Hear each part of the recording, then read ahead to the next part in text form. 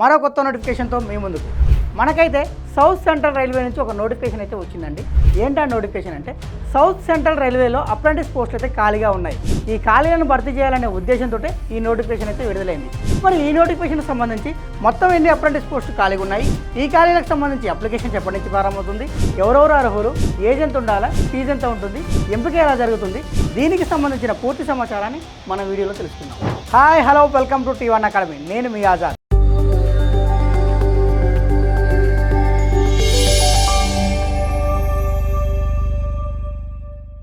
South central railway మనకి ఏదైనా ఒక సంస్థ నుండి ఒక నోటిఫికేషన్ వచ్చినప్పుడు ఆ నోటిఫికేషన్కి అప్లికేషన్ చేసుకోవడానికంటే ముందు అసలు ఆ నోటిఫికేషన్ ఏ సంస్థ నుండి వచ్చింది, ఆ సంస్థ యొక్క పూర్వపరాలను తెలుసుకున్న తర్వాతనే ఆ నోటిఫికేషన్కి అయితే అప్లికేషన్ చేసుకోవాలి. ఇప్పుడు ఈ నోటిఫికేషన్ ఏ సంస్థ నుండి వచ్చింది, ఏ సంస్థ నుండి వచ్చిందంటే సౌత్ సెంట్రల్ రైల్వే నుండి వచ్చింది. మరి ఈ సౌత్ సెంట్రల్ రైల్వే ఎప్పుడు ఏర్పడింది, ఎందుకు ఏర్పడింది, దీని యొక్క ప్రధాన కార్యాలయం ఎక్కడ ఉంది, ఇది తెలుసుకోవడానికంటే ముందు అసలు భారతదేశంలో రైల్వే వ్యవస్థ ఎప్పటి నుంచి ప్రారంభమైంది, ఎవరు ప్రారంభించారు, ఇటువంటి విషయాలు మీకు ఖచ్చితంగా తెలిసి ఉండాలి. మరి భారతదేశంలో రైల్వే వ్యవస్థ ఎప్పటి నుంచి ప్రారంభమైందంటే 1853 ఏప్రిల్ 16 నుండి ప్రారంభమైంది. ఎక్కడి నుండి ఎక్కడి వరకు ప్రారంభమైంది, ఎక్కడి నుంచి ఎక్కడి వరకు ప్రారంభమైందంటే బాంబే టు ఠానే వరకు ప్రారంభమైంది. ఇది మొట్టమొదటి రైల్వే. మరి దీనిని ఎవరు ఏర్పాటు చేశారంటే అప్పటి బ్రిటిష్ గవర్నర్ జనరల్ అయిన లార్డ్ డల్హౌసీ ఏర్పాటు చేశాడు. అందుకే భారత రైల్వే పితామహుడు అంటారు ఈయనని. అంటే భారతీయ రైల్వే పితామహుడు ఎవరంటే లార్డ్ డల్హౌసీ. ఎందుకు ఈయనని భారతీయ రైల్వే పితామహుడు అన్నారు, ఎందుకన్నారంటే మొట్టమొదటిసారిగా భారతదేశంలో రైల్వే వ్యవస్థను ప్రారంభించిన వ్యక్తి ఈ లార్డ్ డల్హౌసీ. అందుకే ఈయనను భారతీయ రైల్వే పితామహుడు అని అంటారు. మరి ఈ భారతదేశంలో ఈ రైల్వే వ్యవస్థను ఎందుకు ప్రారంభించాల్సి వచ్చిందంటే భారతదేశంలో ఏదైతే ముడి సరుకులు ఉన్నాయో ఆ ముడి సరుకులని ఓడ వరకు తీసుకెళ్ళడం కోసం ఒక రవాణా వ్యవస్థ కావాలి. ఆ రవాణా వ్యవస్థనే ఈ రైల్వే వ్యవస్థ అనమాట. అంటే యాక్చువల్గా బస్సుల ద్వారా తీసుకెళ్తే చాలా టైం పడుతుందని చెప్పేసి చాలా త్వరగా ఓడ రేవుల దగ్గర చేరాలనే ఉద్దేశంతో ఈ రైల్వే వ్యవస్థను అయితే ప్రవేశపెట్టడం జరిగింది. అంతేకాకుండా సైనిక అవసరాల కోసం కూడా ఈ రైల్వే వ్యవస్థను ప్రవేశపెట్టాడు. మరి సౌత్ సెంట్రల్ రైల్వే విషయానికి వచ్చేసరికి మరి సౌత్ సెంట్రల్ రైల్వే ఎప్పుడు ఏర్పడిందంటే 1966 అక్టోబర్ 2న ఏర్పడింది. ప్రస్తుతం మన భారతదేశంలో మొత్తం 19 రైల్వే జోన్లు ఉన్నాయి. 18 రైల్వే జోన్లు ఉన్నాయి, 1 మెట్రో రైల్వే జోన్ ఉంది. మొత్తం వచ్చేసి 19 ఉన్నాయి. ఈ 19లో 9వ రైల్వే జోనే మన సౌత్ సెంట్రల్ రైల్వే జోను. మరి ఈ సౌత్ సెంట్రల్ రైల్వే జోన్ యొక్క ప్రధాన కార్యాలయం ఎక్కడుందంటే సికింద్రాబాద్లో ఉంది. మరి ఈ సౌత్ సెంట్రల్ రైల్వే జోన్కి సంబంధించి మొత్తం ఎన్ని డివిజన్లు ఉన్నాయి అంటే ఈ పరిధిలో ఈ రైల్వే జోన్ ఏదైతే ఉందో ఈ రైల్వే జోన్ పరిధిలో మొత్తం ఎన్ని డివిజన్లు ఉన్నాయంటే 6 డివిజన్లు ఉన్నాయి. ఏంటంటే ఆ డివిజన్లు అంటే 1 Secunderabad division, 2 Hyderabad division, 3 Guntakal division, 4 Nanded division, 5 Vijayawada division, 6 Guntur division. ఈ సౌత్ సెంట్రల్ రైల్వేలో మొత్తం అయితే 6 డివిజన్లు ఉన్నాయి. 6 డివిజన్లో 1 సికింద్రాబాద్, 2 హైదరాబాదు, 3 గుంతకల్, 4 నాందేడు, 5 విజయవాడ, 6 గుంటూరు. ఈ 6 డివిజన్లు అయితే ఈ సౌత్ సెంట్రల్ రైల్వే కింద అయితే ఉన్నాయి. నోటిఫికేషన్ విషయానికి వచ్చేసరికి ఏ పోస్టులను భర్తీ చేయడం కోసం ఈ నోటిఫికేషన్ విడుదలైంది, ఏ పోస్టులను భర్తీ చేయడం కోసం అంటే అప్రెంటిస్ పోస్టులను భర్తీ చేయడం కోసం అయితే ఈ నోటిఫికేషన్ విడుదలైంది. మరి మొత్తం ఎన్ని పోస్టులు ఉన్నాయంటే 2801 పోస్టులు ఉన్నాయి.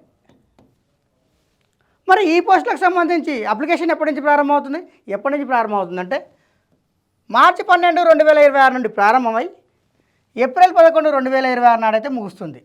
మరి మొత్తం 2801 అప్రెంటిస్ పోస్టులు అని చెప్పుకున్నాం.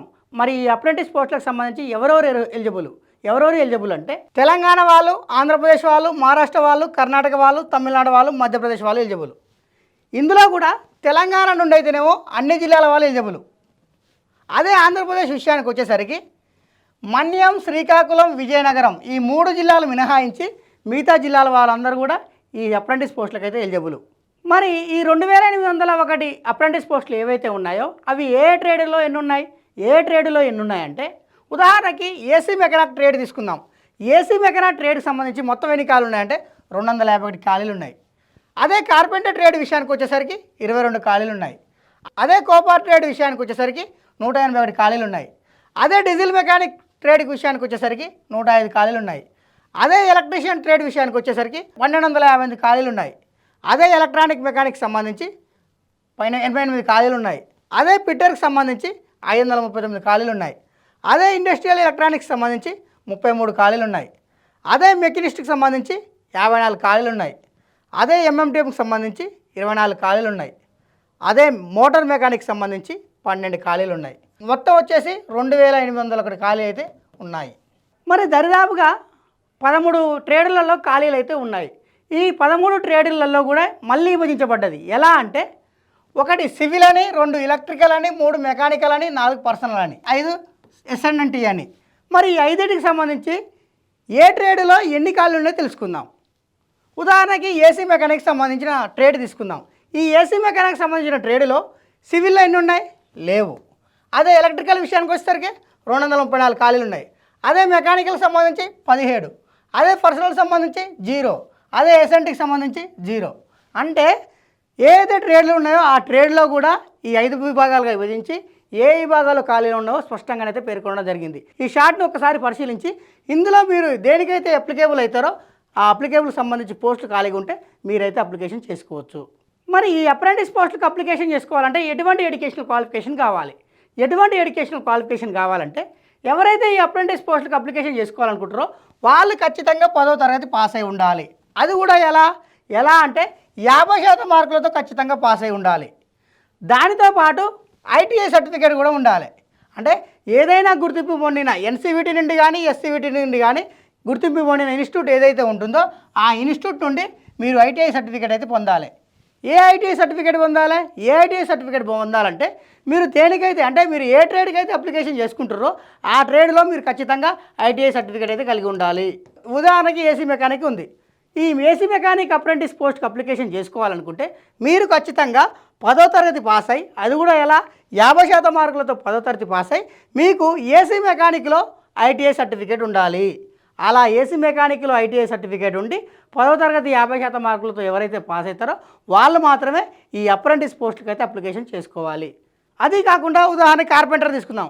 కార్పెంటర్ విషయానికి వచ్చినా కానీ సేమ్ క్వాలిఫికేషన్ 10వ తరగతి పాస్ కావాలి, అది కూడా 50% మార్కులతో పాస్ కావాలి, కార్పెంటర్లో ఐటీఐ సర్టిఫికేట్ ఉండాలి. అలా ఎన్ని ట్రేడ్లు అయితే ఉన్నాయో అన్ని ట్రేడ్లకు సంబంధించి ఒకే క్వాలిఫికేషన్. కాకపోతే ఏ ట్రేడ్కి సంబంధించి ఆ ట్రేడ్లో ఐటీఐ సర్టిఫికేట్ అయితే ఖచ్చితంగా ఉండాలి. మరి ఒక వ్యక్తి ఎన్ని ట్రేడ్లకు అప్లికేషన్ చేసుకోవచ్చు? ఎన్ని ట్రేడ్లకైనా అప్లికేషన్ చేసుకోవచ్చు. కాకపోతే మీరు 4-5 ట్రేడ్లలో అప్లికేషన్ చేసుకొని 4-5 ట్రేడ్లో కూడా మీరు సెలెక్ట్ అయ్యారనుకో ఏదో ఒక ట్రేడ్ని మాత్రమే ఎన్నుకోవాలి. 4-5 ట్రేడ్లకు మాత్రం అవకాశం లేదు. మరి ఈ అప్రెంటిస్ పోస్ట్కి అప్లికేషన్ చేసుకోవాలంటే ఎంత ఏజ్ ఉండాలి? ఎంత ఏజ్ ఉండాలంటే ఏప్రిల్ 11, 2026 నాటికి కనీసంగా 15 సంవత్సరాల నుండి గరిష్టంగా 24 సంవత్సరాల మధ్యలో ఎవరైతే ఉంటారో వాళ్ళందరూ కూడా ఈ అప్రెంటిస్ పోస్టులకు అయితే అప్లికేషన్ చేసుకోవచ్చు. మరి ఈ అప్రెంటిస్ సంబంధించి ఏజ్ రిలాక్సేషన్ ఉందా అంటే ఉంది. ఎంత ఉందంటే ఎస్సీ వాళ్ళకు ఎస్టీ వాళ్ళకైతేనేమో 5 సంవత్సరాల ఏజ్ రిలాక్సేషన్ ఉంది. అదే ఓబీసీ వాళ్ళు ఎవరైతే ఉన్నారో నాన్ క్లీమ్ లేరు వాళ్ళకు వచ్చేసి 3 సంవత్సరాల ఏజ్ రిలాక్సేషన్ అయితే ఉన్నది. అదే ఫిజికల్ హ్యాండిక్యాప్డ్ ఎవరైతే ఉంటారో వాళ్ళకు వచ్చేసి 10 సంవత్సరాల ఏజ్ రిలాక్సేషన్ ఉంది. ఎక్స్ సర్వీస్ మ్యాన్ ఎవరైతే ఉన్నారో వాళ్ళకు కూడా 10 సంవత్సరాల ఏజ్ రిలాక్సేషన్ అయితే ఉన్నది. మరి ఈ అప్రెంటిస్ పోస్టులకు సంబంధించి ఎంపిక ఎలా ఉంటుంది? ఎంపిక విషయానికి వచ్చేసరికి మీకు ఎంపిక అనేది 10వ తరగతిలో వచ్చిన మార్కుల ఆధారంగా మరియు ఐటీఐలో వచ్చిన మార్కుల ఆధారంగా మాత్రమే మీ ఎంపిక అనేది జరుగుతుంది. ఎటువంటి రాత పరీక్ష కానీ ఎటువంటి ఇంటర్వ్యూ కానీ లేదు. మరి ఈ పోస్టులకు సంబంధించి అప్లికేషన్ ఫీజు ఎంత? అప్లికేషన్ ఫీజు విషయానికి వచ్చేసరికి జనరల్ వాళ్ళకు ఓబీసీ వాళ్ళకైతే ఏమో 100 రూపాయల అప్లికేషన్ ఫీజు ఉన్నది. అదే ఎస్సీ వాళ్ళు ఎస్టీ వాళ్ళు ఫీమేల్ ట్రాన్స్జెండర్ ఎవరైతే ఉన్నారో వాళ్ళకైతే అప్లికేషన్ ఫీజు లేదండి. కేవలం జనరల్ వాళ్ళకు ఓబీసీ వాళ్ళకు మాత్రమే అప్లికేషన్ ఫీజు ఉంది. ఆ అప్లికేషన్ ఫీజు కూడా 100 రూపాయలు. అదే ఎస్సీ వాళ్ళకు ఎస్టీ వాళ్ళకు ఫీమేల్కి ట్రాన్స్జెండర్ ఎవరైతే ఉన్నారో వాళ్ళకు వచ్చేసి అప్లికేషన్ ఫీజు అయితే లేదండి. ఇలాంటి ముఖ్యమైన అప్డేట్స్ కోసం సబ్స్క్రైబ్ చేసుకోండి T1 అకాడమీ.